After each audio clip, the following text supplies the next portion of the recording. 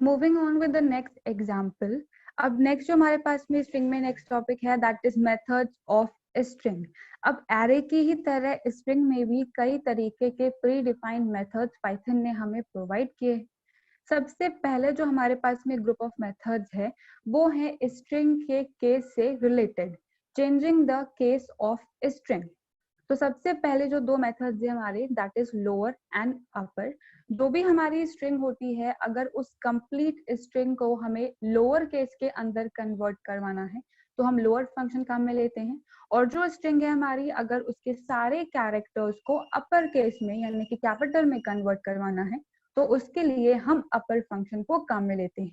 ये बिल्कुल STR lower STR अपर की तरह ही है जैसे कि आपने सी के अंदर कवर किया था, बस यहाँ पे लोअर और अपर है। जो नेम्स है वो हर लैंग्वेज के अंदर थोड़े थोड़े डिफरेंट हो सकते हैं। तो अब यहाँ पे सबसे पहले मैंने रेनबो नाम की एक स्ट्रिंग को क्रिएट किया है जिसे मैंने एस नाम के वेरिएबल के अंदर असाइन करवाया है।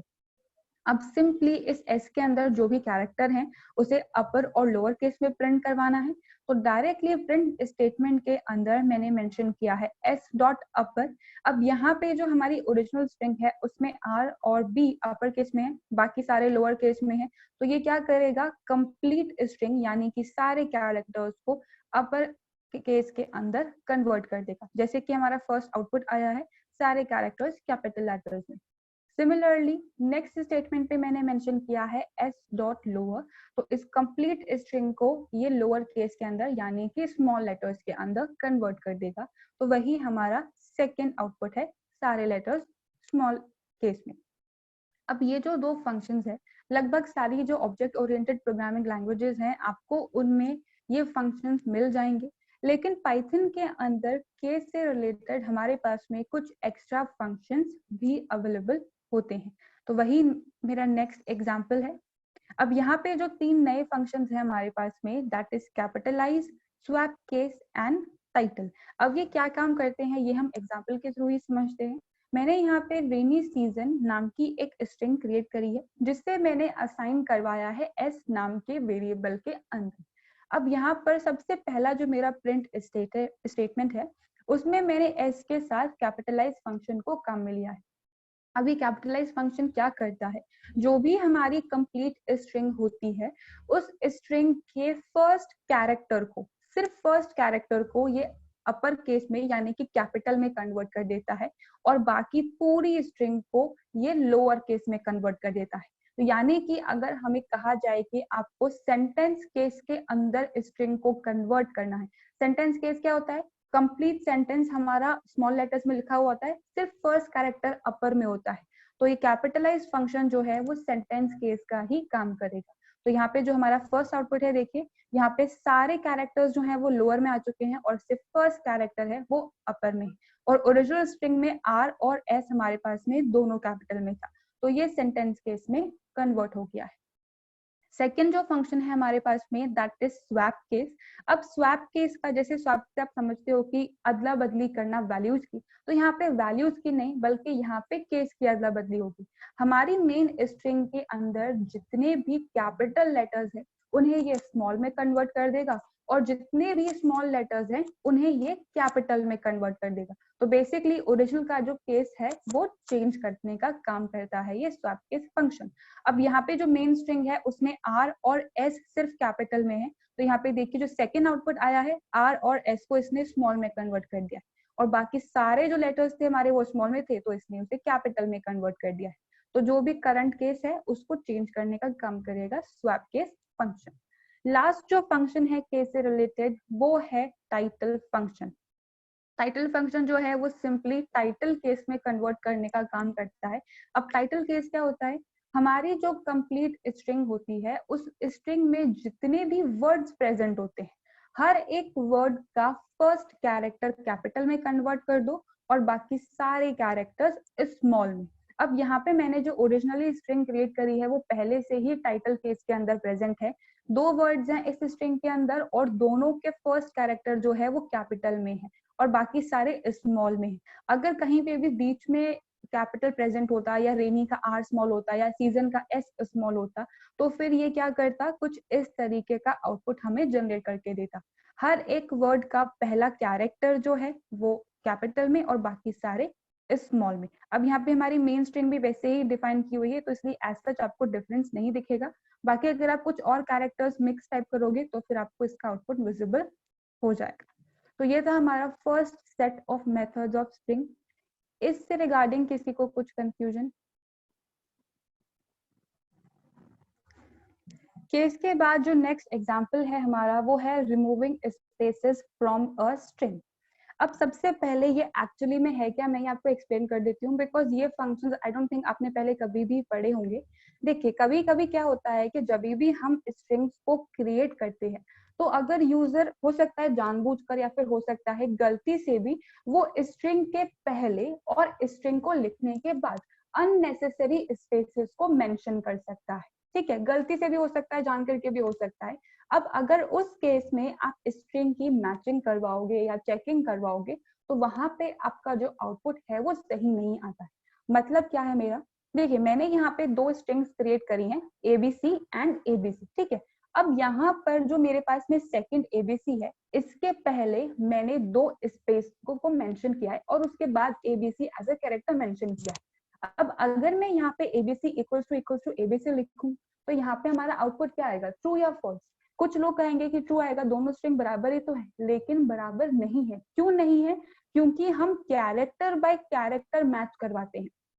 इस स्ट्रिंग का जीरो इंडेक्स इस स्ट्रिंग के जीरो इंडेक्स से मेंशन होगा, यानी कि ए कंपेयर होगा स्पेस से। सिमिलरली जो बी है वो भी कंपेयर होगा स्पेस से और सी कंपेयर होगा ए से। ठीक है, यहाँ पे कैरेक्टर बाय कैरेक्टर अगर हम कंपैरिजन करवाएंगे तो प्रॉब्लम आएगी, आउटपुट गलत आएगा। स्ट्रिंग बराबर होते हुए भी हमारा आउटपुट ट्रू नहीं बल्कि फॉल्स आएगा। तो कभी कभी ऐसा होता है कि स्ट्रिंग के पहले और स्ट्रिंग के बाद हम अननेसेसरी स्पेसेस को ऐड कर देते हैं। तो उन स्पेसेस को अगर हमें रिमूव करवाना है, तो उसके लिए हमारे पास में तीन फंक्शंस अवेलेबल हैं पाइथन के अंदर, जो कहलाते हैं strip, lstrip एंड rstrip। अब अगर आप ये कहो कि इस स्ट्रिंग के बीच में भी बहुत सारी स्पेसेस हैं, ये उसको भी रिमूव कर देगा, तो नहीं, ये सिर्फ स्ट्रिंग से पहले यानी कि लेफ्ट और राइट साइड में जो स्पेसेस प्रेजेंट होती हैं, जिन्हें हम लीडिंग या फिर ट्रेलिंग स्पेसेस कहते हैं, ये सिर्फ उन्हें ही रिमूव करने का काम करेगा। बीच में अगर एक्स्ट्रा स्पेसेस हैं तो ये उसे रिमूव नहीं करेगा। अब यहाँ पे मैंने जो स्ट्रिंग क्रिएट करी है that is this is good. ठीक है, अब इस दिस के पहले भी काफी सारी स्पेसेस हैं और इस गुड के बाद भी काफी सारी स्पेसेस हैं, और इस और गुड के बीच में भी मैंने स्पेसेस को ऐड किया है। लेकिन हम जो स्पेसेस रिमूव करवा सकते हैं इन फंक्शंस के थ्रू, वो या तो ये स्टार्टिंग वाली होंगी या फिर ये एंडिंग वाली होंगी। तो अब यहाँ पर जो तीन फंक्शंस है वो क्या काम करते हैं। सबसे पहला जो फंक्शन है हमारे पास में दैट इज स्ट्रिप फंक्शन। ये क्या करता है, दोनों साइड की स्पेसेस को एक साथ रिमूव कर देता है, यानी कि हमारी जो मेन स्ट्रिंग बन जाएगी वो टी से लेके डी तक की हो जाएगी। अब सपोजिटली मैंने यहाँ पे एल स्ट्रिप फंक्शन काम में लिया है, तो ये क्या करता है, सिर्फ लेफ्ट साइड की स्ट्रिंग, लेफ्ट साइड की जो स्पेसेस हैं सिर्फ उन्हें ही रिमूव करने का काम करेगा। Same goes for the r strip function. R strip function क्या करेगा, सिर्फ राइट साइड की स्पेसेस को ही रिमूव करने का काम करेगा। एग्जाम्पल देखते हैं, आपको और क्लियर हो जाएगा कि कैसे काम करते हैं ये फंक्शन। स्ट्रिंग जो मैंने क्रिएट करी है that is this is good. अब सबसे पहले तो मैंने सिंपली इस एस को प्रिंट करवाया है। ठीक है, अब यहाँ पे आप देखिए, आपको आई थिंक राइट साइड में तो स्पेसेस विजिबल नहीं होगी, लेकिन यहाँ लेफ्ट साइड में आपको काफी सारी स्पेसेस विजिबल हो रही हैं आउटपुट के अंदर। तो ये जो स्पेसेस हम प्रोवाइड करते हैं ये आपको आउटपुट में भी विजिबल होगी। अब सारा टेक्स्ट तो एक एक के बाद एक आ रहा है, ये एक अलग से क्यों बाहर आ रहा है, हम कैसे इसको जस्टिफाई करेंगे कि क्यों आ रहा है। तो यहाँ पे एक्स्ट्रा स्पेसेस है, अब इसे रिमूव करवा कर अगर हम प्रिंट करवाएंगे तो हमारा आउटपुट प्रॉपर्ली इंटेंडेड आएगा, वन आफ्टर अनदर। तो नेक्स्ट स्टेटमेंट मेरा वही है, प्रिंट एस डॉट स्ट्रिप। अब इस एस स्ट्रिंग के अंदर स्टार्टिंग में और एंडिंग में कहीं पे भी एक्स्ट्रा स्पेसेस होगी तो ये उसे रिमूव कर देगा और सिर्फ टी से लेके डी तक की मेन स्ट्रिंग को ही डिस्प्ले करने का काम करेगा, जो कि हमारा सेकंड आउटपुट है। अब आप यहाँ पे देखिए किसी भी तरीके की कोई एक्स्ट्रा स्पेस स्टार्टिंग में यहाँ पे हमें विजिबल नहीं हुई है, तो इसने दोनों साइड के स्पेसेस को रिमूव कर दिया है। Same goes for the next example, print S dot are strip. अब यहाँ पे आर स्ट्रिप क्या करता है, राइट साइड में जो स्पेसेस होती हैं उन्हें रिमूव करने का काम करता है, यानी कि लेफ्ट साइड की तो प्रेजेंट होगी ही होगी। तो मैंने अब यहाँ पे जब इसे प्रिंट करवाया तो आप देखिए फिर से हमें यहाँ पे इंटेंडेशन मिल चुका है, क्योंकि लेफ्ट साइड की हमने रिमूव नहीं करवाई, लेफ्ट साइड की एग्जिस्ट करती हैं, हमने सिर्फ राइट साइड की रिमूव करवाई। सिमिलरली अगर आप यहाँ पे एल स्ट्रिप फंक्शन काम में लेते तो लेफ्ट साइड की हट जाती और राइट साइड की प्रेजेंट होती। तो किसी भी स्ट्रिंग में से स्टार्टिंग और एंडिंग की एक्स्ट्रा स्पेसेस को रिमूव करना है तो वहां पे हम इन तीनों फंक्शन को काम में ले सकते हैं। ये तो वो बेसिक फंक्शनैलिटी है जो लगभग सारी लैंग्वेजेस ऑफर करती हैं। जावा में जब आप स्ट्रिंग क्लास का टॉपिक कवर करोगे तो वहां पे ये सेम फंक्शनैलिटी के इम्प्लीमेंटेशन के लिए आपको ट्रिम नाम का फंक्शन मिलेगा, TRIM, जो कि दोनों साइड से स्पेसेस को रिमूव करेगा, L ट्रिम जो कि लेफ्ट साइड से रिमूव करेगा, और R ट्रिम जो राइट साइड से रिमूव करेगा। सेम फंक्शनैलिटी होगी, बस फंक्शन के नाम है वो अलग। लेकिन बाकी लैंग्वेजेस में और पाइथन के अंदर एक और डिफरेंस है इन फंक्शंस में। वो डिफरेंस क्या है, यहाँ पे स्पेस एक्चुअली में है क्या, एक कैरेक्टर ही तो है, हम कैरेक्टर को ही तो रिमूव करवा रहे हैं। तो अगर स्पेस के अलावा भी हमें किसी कैरेक्टर को रिमूव करवाना हो जो स्टार्टिंग में या फिर एंडिंग में प्रेजेंट हो, बीच में से किसी कैरेक्टर को पिक करके रिमूव नहीं करता है, स्टार्ट में और एंड में अगर एक कैरेक्टर या एक से ज्यादा कैरेक्टर्स को आपको रिमूव करवाना है तो उस केस में भी आप ये फंक्शंस काम में ले सकते हो। वही मेरा यहाँ पे नेक्स्ट सेट ऑफ स्टेटमेंट्स है। हैप्पीनेस नाम की एक स्ट्रिंग को मैंने क्रिएट किया है जिसे मैंने एस नाम के अंदर असाइन किया, ठीक है। सबसे पहला जो मेरा स्टेटमेंट है that is print S dot strip. अब किसे रिमूव करवाना है, मैंने यहाँ पे कैपिटल एच को मेंशन किया है। तो जब हमारा इसका आउटपुट प्रिंट होगा तो यहाँ पे आप देखिए फर्स्ट आउटपुट के अंदर यहाँ पे एच जो है वो रिमूव हो चुका है। तो सिर्फ स्पेसेस को ही नहीं, ये कैरेक्टर्स को भी रिमूव करने का काम कर सकते हैं जो स्टार्टिंग और एंडिंग में प्रेजेंट है। अब पाइथन जो है हमारी it is a case sensitive language, तो अगर आपने यहाँ पे स्मॉल एच स्पेसिफाई किया तो स्मॉल एच तो एग्जिस्ट ही नहीं करता, तो एज इट इज पूरी स्ट्रिंग आपको आउटपुट के तौर पे रिटर्न हो जाएगी। Moving to the second statement, s dot strip s s. अब स्ट्रिप फंक्शन क्या करता है, स्ट्रिंग के आगे और स्ट्रिंग के पीछे दोनों साइड चेक करता है। तो यहाँ पे स्टार्टिंग में तो एस एस नहीं है लेकिन एंड में एस एस है, तो अब ये क्या करेगा, इस एस एस को रिमूव कर देगा। तो यहाँ पे आप देखिए सेकंड जो आउटपुट आया है हमारा, इसमें एस एस रिमूव हो चुका है। अब मुझे दोनों साइड नहीं, मुझे एक एक साइड ही वर्किंग करवानी है, यानी कि एल स्ट्रिप और आर स्ट्रिप। तो नेक्स्ट स्टेटमेंट में मैंने मेंशन किया है S dot L strip H A P, ठीक है। तो एच ए पी जो है वो रिमूव हो जाना चाहिए और बाकी स्ट्रिंग रिटर्न होनी चाहिए। लेकिन यहाँ पे जो आउटपुट आया है हमारा उसको ध्यान से देखना, यहाँ पे आउटपुट में INESS आया है।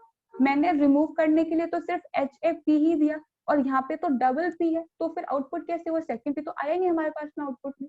तो यहाँ पे ये क्या करता है, कंप्लीट कैरेक्टर्स को एक साथ जज नहीं करती। ये क्या चेक करेगा, एच को चेक करेगा, क्या एच आपकी जो स्ट्रिंग है वहां से स्टार्ट हो रहा है, हाँ हो रहा है, तो ये एच को रिमूव कर देगा। फिर ए को चेक करेगा, क्या ए स्टार्टिंग में है, हाँ है, तो उस ए को रिमूव कर देगा। फिर पी को चेक करेगा, क्या पी है आपकी मेन स्ट्रिंग में, हाँ है। अब यहाँ पे पी जो है वो 2 बार प्रेजेंट है, तो इसीलिए इसने दोनों पी को रिमूव कर दिया है।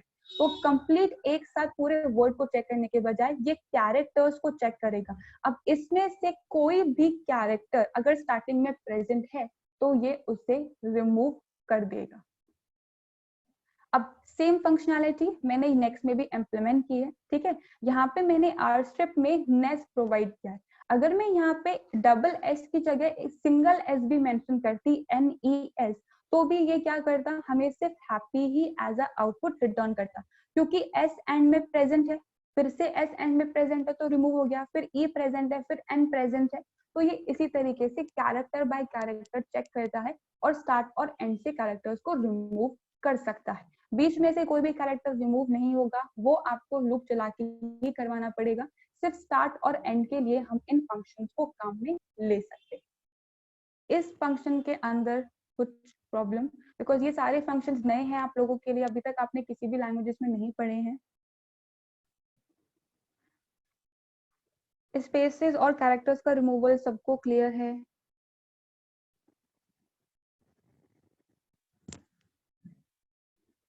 Moving on with the next example, जो कि है हमारे पास में फाइंडिंग सबस्ट्रिंग इन स्ट्रिंग।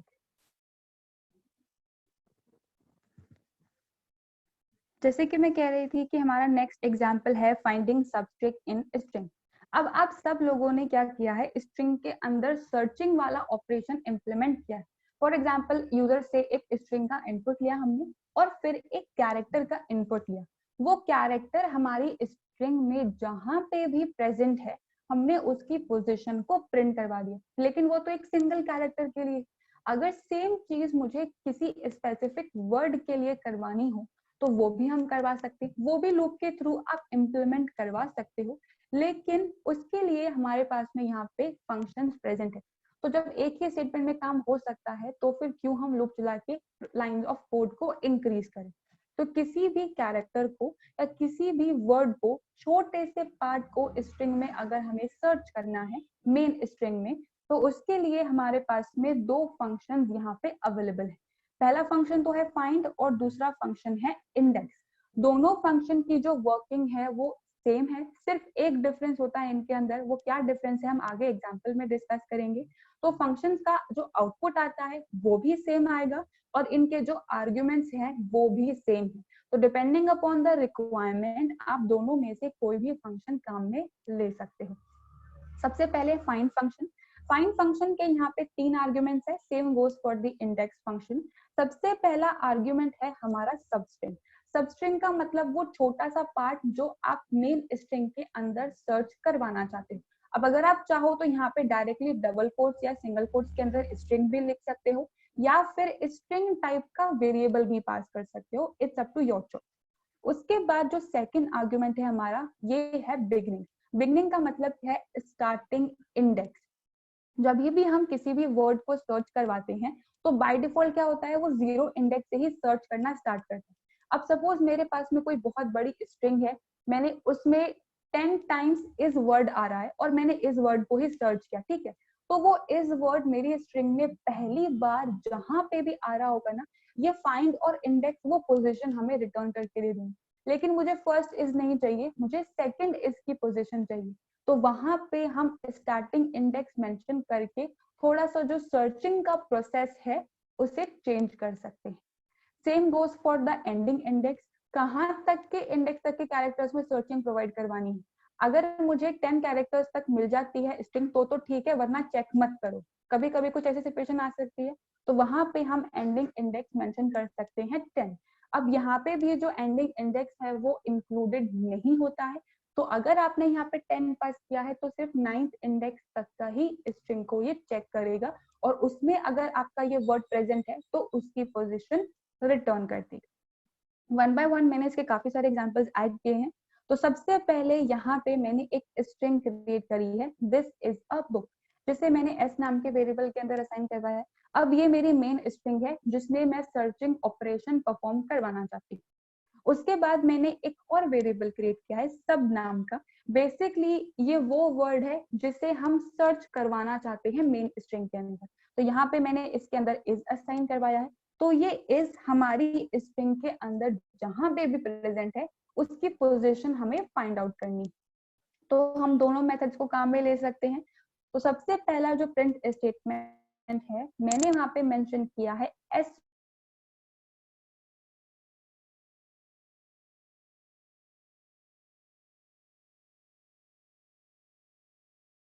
उसकी पोजीशन हमें रिटर्न होगी। अब इस जो है वो 2 बार प्रेजेंट है, एक तो यहाँ पे इंडिविजुअल वर्ड के तौर पे,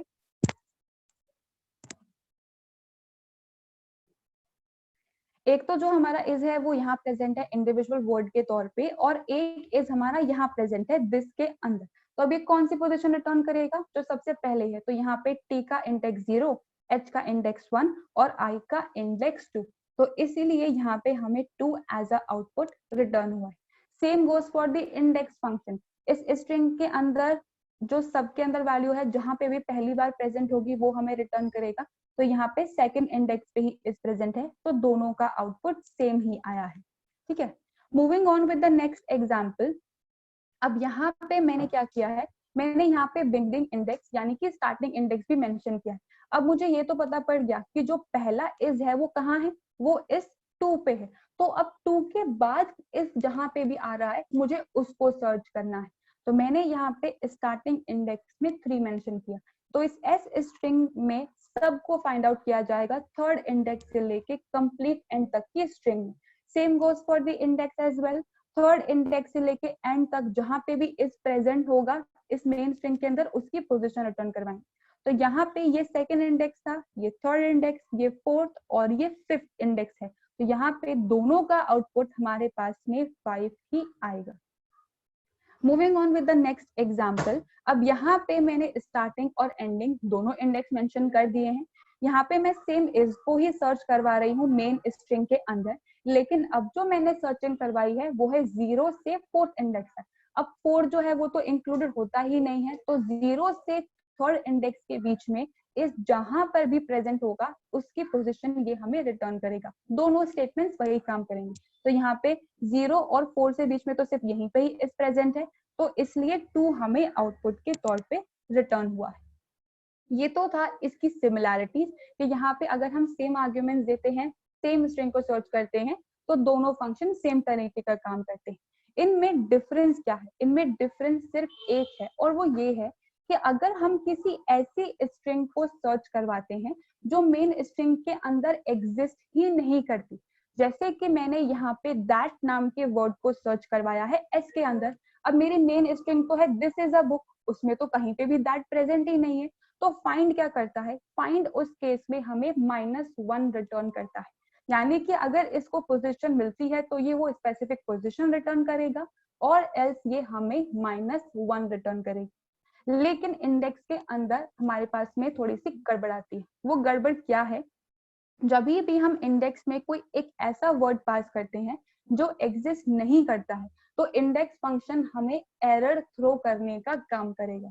तो अगर आपको एरर फ्री प्रोग्राम चाहिए तो आप फाइंड फंक्शन को काम में लो, और आपकी को एरर आए तो भी चलता है, तो फिर आप इंडेक्स फंक्शन को भी काम में ले सकते हैं। तो सिर्फ एक ही डिफरेंस है इन दोनों फंक्शंस के बीच में, और वो है ये, अगर हम किसी ऐसे वर्ड को पास करें जो एग्जिस्ट ही नहीं करता है तो इंडेक्स एरर थ्रो करेगा और फाइंड -1 रिटर्न करेगा।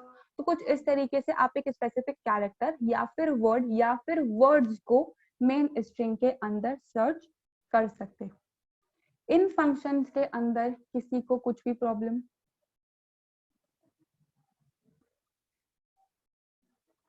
गाइस, एक बार जितने भी फंक्शंस मैंने बताए हैं ट्राई करके देखना। किसी को कुछ भी प्रॉब्लम आती है तो फिर हम लोग नेक्स्ट क्लास में एक और बार सॉल्व कर लेंगे।